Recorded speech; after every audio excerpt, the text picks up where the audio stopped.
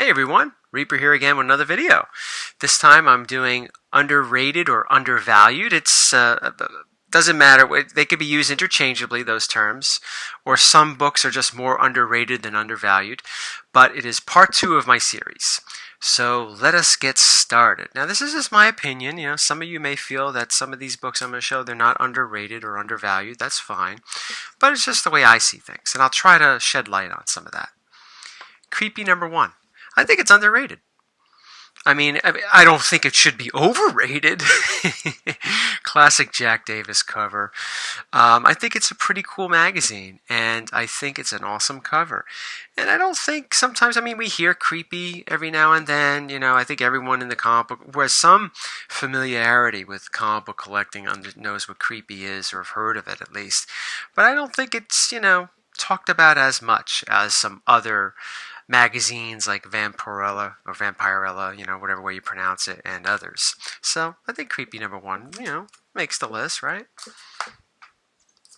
I've showed this one before, and I've said it's underrated, or maybe even and I think this is one where we could even say that underrated and undervalued. It could be used interchangeably for this particular book. Vengeance of Bane number 1. You would think that Bane would be more valuable or more sought out than he is. I don't know if he is. I just don't think he is. But anyway, this is first appearance of Bane. Definitely one of the more prominent modern introductions to Batman's Rogue Gallery. And moving right along, here's one I don't think many people talk about. This is Mage, the hero discovered, Mage. This is number 6. And the significance of it is, it's the first time the character Grendel shows up in color. I bought this at Jay and Silent Bob's, actually. I was looking for this for a while, and I saw it there, and I picked it up. This was several years back. But I think it's underrated. Grendel is an indie character, and I don't think there's a lot of attention on him. There's just some attention on the Kamiko Primer too, of course, but beyond that, I don't think people are too interested in him, and that's fine. We all have our different interests, but I still think that this one, where he shows up in color for the first time, is a little underrated. I don't think I showed this one in the last video. I hope not. House of Mystery 160. This is the first Silver Age appearance of Plastic Man. If Police Comics number 1 is a little out of your range, or you can't find it, well, I don't want to say this is the next best thing, because it probably isn't. But if you're looking to get that first appearance, we have a first Silver Age appearance of Plastic Man. I think it's a little underrated, and maybe even a little undervalued. Do I think it maybe should shoot up to astronomical prices? No. But I think you could still get this one relatively cheap, in a decent grade. Not 9.6. Alright. Let's see here. What do I got? I got a couple X-Men books here. You want to see some X-Men books? Yes? No? No? No. The hell with you. I'm going to show them anyway. X-Men 54. We all know what this is. It's the first appearance of Alex Summers and the Living Pharaoh, who I think is an underrated character, actually, Living Pharaoh. It would be interesting to see if he's ever used in a movie or whatever. You would think, why would they ever use him? Well, I don't know. Why would they use some characters they used to begin with in any of these movies, right? Sky's the limit.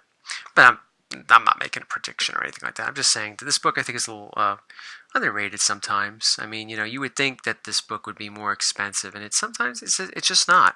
It's just not. Granted, if anything in higher grade like 9.6, 9.4, you're going to get to some crazy prices, but you can still get this book, I think, relatively cheap, under around 8.0, 7.0, stuff like that.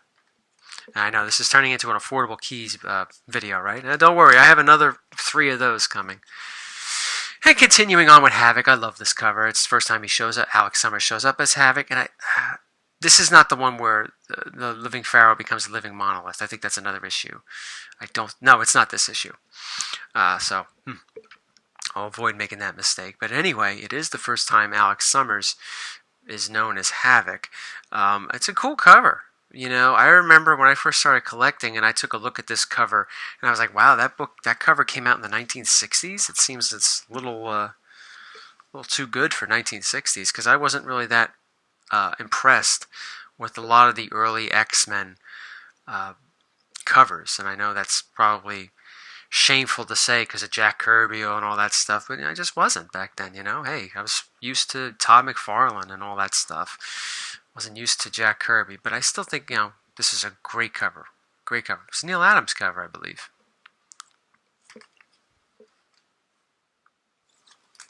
Continuing on with another underrated book. This is another one that's not talked about. I think Adams' work in these books, the 57, 58, 59, you know, where the Sentinels were 60 and all that stuff. I think that, well, 60 not really. Where the Sentinels were reintroduced after being away for so many years. I think it was really good. I mean, it was a really interesting storyline. And I liked it a lot. And this is, I think, a pretty cool, decent cover. It's nothing that's going to be like, oh, wow, this is such a great cover. Pretty decent, but I think it's an underrated issue. It is the first appearance of Karl Lykos, who in the next issue, which I have right here, one of my favorite covers of the X-Men early Silver Age, late Silver Age, becomes Sauron right here. I have several copies of this. This is like my high grade copy. What is this, like an 8? Yeah, well, that's high grade for me. I have several copies of this, excuse me, including the original one I got in '93, which is, you know, beat to hell. But I also got a mid-grade copy that I had Neil Adams sign a few years ago. You know, I know people have horror stories about meeting him and all that stuff. He was nice to me, and that's all I could speak to. Here's another one I think is along the way. Sunfire, first X-Men 64, first appearance of Sunfire. Yeah, we all know who Sunfire is, but you know, not many people. I don't think he's as liked as some other characters. I've always thought he looked cool. I like this costume. It looks like, you know, he has the rising sun. Looks like, you know, the Japanese flag in a sense. I thought he was a pretty cool character and pretty cool design on him too. So I got this years and years and years ago. It was like my first decent grade X-Men book that I bought back in '93 or '94, whenever it was. Here we have Brave and the Bold, 57. This is the first appearance of the Element Man, but it's also the first appearance of Simon Stagg. You know, it could run you. I'm not saying it's a cheap book. My copy is probably like a 3.5, so it's cheap. But I think if you got this like at 7.0, 8.0, you're going to be paying for it. But I think, though, the Element Man is a pretty underrated character, so that's why I put him in this video. And so I think is Simon Stagg. I got two of them now. This is a little underrated, but I think people are starting to pick up on this. So here we have Rust #1. Here I'm, you know, making Spawn videos, and you're going to see this book again in another see in a Spawn video, and I'll talk more about it. But it's supposedly the first preview of Spawn. There are a lot of books that claim to be the first preview of Spawn, including Malibu Sun, 13, and a couple of others. Is it the first true appearance of Spawn? Who knows? I mean, it's maybe, you know. It's the same thing with the, was it Foom 10? You know, is it the first true appearance of the new X-Men? Maybe, you know, I don't know, but it's still pretty cool to have. And the more limited edition, special limited edition of Rust 1.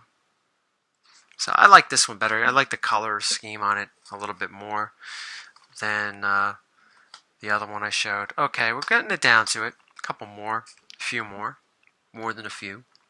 Detective Comics 402. Everyone seems to want the 400, and that's a great book to have. It's a great cover, Neil Adams, all that. But this is the second appearance, I believe, of Man-Bat. Aside from that, though, it has a great cover. It has a great cover. I know Patrick really likes this for many reasons, including, you know, one of which I should say, because of the lantern and all that. He has a thing for lantern covers. I have a thing for mummy or sarcophagi covers. But this is, I think, a little underrated. I think it's fairly affordable. here's one. Tales of Suspense 50, the first appearance of the Mandarin. I think the Mandarin is obviously a really big villain in the Marvel Universe, or at least towards Iron Man. And I don't know, I saw most of Iron Man 3. It was just hard to get through. It really was. To see that they really messed up the Mandarin. I don't know what they were thinking. Or maybe I have an idea what they were thinking, but whatever. Still, I think the Mandarin, though, might appear. I don't know if it's been confirmed. Maybe it has. Maybe this is all old news. Forgive me. I think the Mandarin might be a villain in the Shang-Chi movie that is planning to come out. Who knows? Marvel Phase 4, they're planning to release Shang-Chi. And I think the Mandarin might be one of the villains that was rumored to be in that or have some larger role in that that part of the Phase 4. Here's another one. I got two more. Well, no. Do I have two more or three more? Yeah. Two more. This one included. Batman 63. I showed this a couple of times. Golden Age Batman book. It is the first appearance of Killer Moth. Is Killer Moth a big villain in the Batman universe? Hell no. But I still think it's one of those villains that comes from pretty much the late Golden era, to be honest. I don't know what year this was, like maybe 50, 51, 52. I don't remember. It's still late Golden. Golden ended 55, 56. That late Golden villain that is widely, usually forgotten. And, it's not really that big of a deal, but it's still pretty cool to have. So I do think it's underrated. And the last one for this one, I'll take this away because it's a slab. Tales from the Crypt 22. I think it's a little underrated. I think it depends when it comes to the value of it. It depends. It's all over the place. You could find it sometimes at a bargain. And bargains make maybe a few $100s, and sometimes people pay outrageously for it. I don't know. So when it comes to price, I couldn't give you a good explanation. But I still think it's a little underrated because it's the first time that you see this logo, the Tales from the Crypt logo, that is you saw in the TV series and everything else that shows Tales from the Crypt, drawn this way. And it's the first time all three ghoul lunatics show up in that fashion where it's on the side featuring this guy, and that gal, and all that stuff. So I do think it's a little underrated. Pretty cool. One of my favorite books. I like a couple of the stories in it. That always helps, right? So that's why I put it in this video. So thank you all for watching. I will do these videos periodically. I should have another one coming out within the next month or two, and then maybe another month or two after that. So try to keep these things going if people like watching them. Thank you for watching this one, and take care.